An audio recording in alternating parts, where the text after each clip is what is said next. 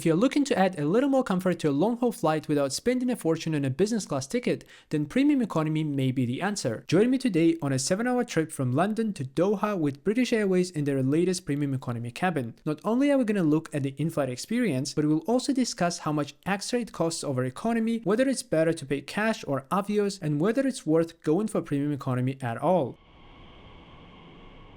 After a quick train ride, our journey today begins at Terminal 5 of Heathrow Airport. BA offers dedicated check-in desks for their premium economy passengers, and this queue actually doesn't look bad at all given how busy the terminal is right now.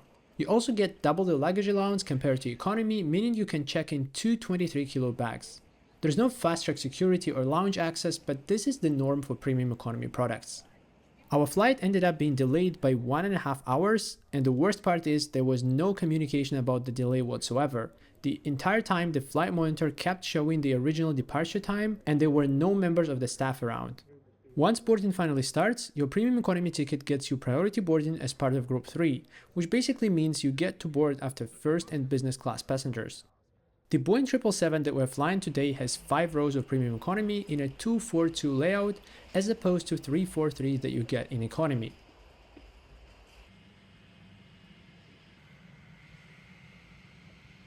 Looking at this small cabin and the spacious seats actually makes me feel pretty good about spending the next 7 hours here. So how is a premium economy seat different from economy? First of all, you get an extra 7 inches of legroom and also around an inch of extra width. Sitting down, it feels nice and spacious, and also your neighbor is a little further away from you thanks to the wider armrest between the seats. I also love how there are these bottle holders so you don't have to try and squeeze your water bottle into the seat pocket. Welcome on board with British Airways flight to Doha. To depart as soon as possible, please place all larger hand baggage securely in the overhead lockers. We were given a choice of sparkling wine or orange juice as a pre-departure beverage, and the crew also handed out the menus for the flight. So far, the onboard experience is looking pretty good.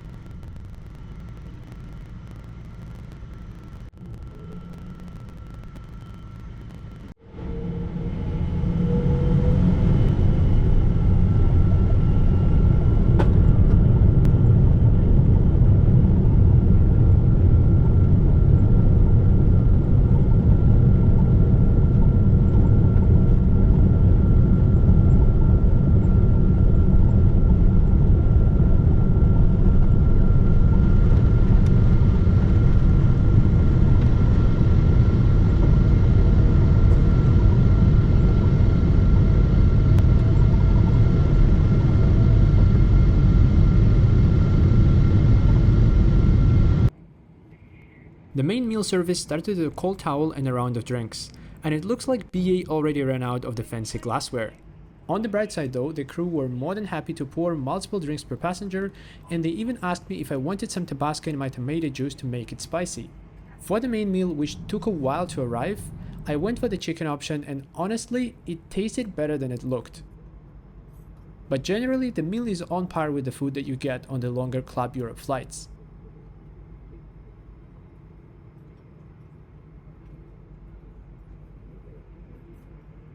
Finally, this was followed by hot drinks, so I opted for some tea to go with the dessert. By the way, for comparison, here's what the meal looked like on my recent premium economy flight to New York with Virgin Atlantic.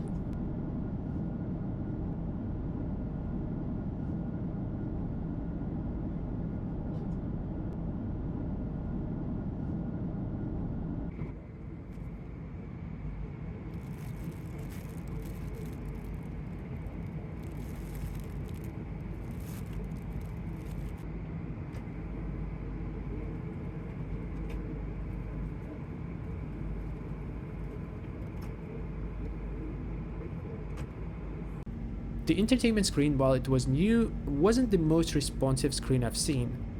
I did eventually figure out how to handle it though, and you know, it had a pretty decent selection of stuff to watch. In the past, I had a bit of a tradition to watch Friends on airplanes, but the problem is that a lot of the airlines have the same few episodes of the same few seasons of Friends in their entertainment systems, so this gets old pretty quickly.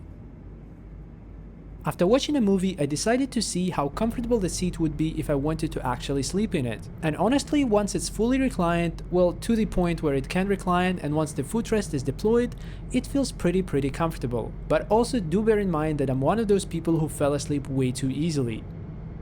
One of the things that didn't go so well on this flight is the situation with the lavatories. So BA doesn't have dedicated bathrooms for premium economy, however on this specific flight, all the toilets at the back of the aircraft were out of service, which meant that the entire economy and premium economy cabins were sharing just the 2 bathrooms in the middle of the aircraft. As a result, I spent close to 20 minutes queuing for the toilet. A little over an hour before landing, we were handed this. It tasted pretty bad and I couldn't even finish it.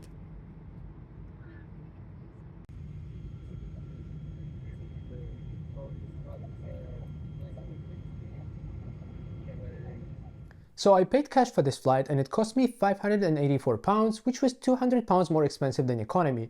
And for that kind of price difference, I'm actually quite happy with how much of a step up it was from economy. I mostly appreciated the additional personal space, the little bit of extra recline, the more personalized service, and also I got 90 tier points rather than just 40, which I would have gotten with economy.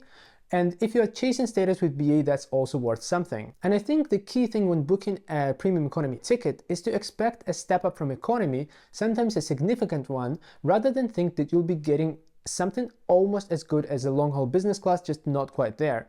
That, unfortunately, is not how premium economy works. And also going back to the fare, $584 was a price for a one-way ticket, and it's usually not a good idea to book one-way with full-service airlines such as BA, especially long-haul, because one-way fares can be as high as return tickets. However, in this instance, A, the one-way fare was not as bad. 2, I really needed it because I was just going to Doha to position myself there for a separate trip that I was starting from Doha, so it kind of worked out. Alternatively, instead of paying £584, I could have booked the same ticket with Avios, and that would have cost me 42,500 Avios plus £150 in taxes. If you do the calculations, this works out to getting a little bit over 1p of value per Avios, which is good, which is what we're aiming for at the very least. However, in this instance, I still decided to book for cash, mainly because I would rather use those Avios for some other redemptions that I already had lined up, and also this flight earned me 4,500 Avios plus 90 tier points. Finally, I can't help but compare this to a recent trip that I took with Virgin Atlantic, also in premium economy, on a flight of a similar length, and if you want to see how that went and compare it to what I've seen today, click on the video here. And also consider subscribing to the channel for future flight reviews and UK specific credit card content. Thanks so much for joining me today, and I look forward to seeing you again.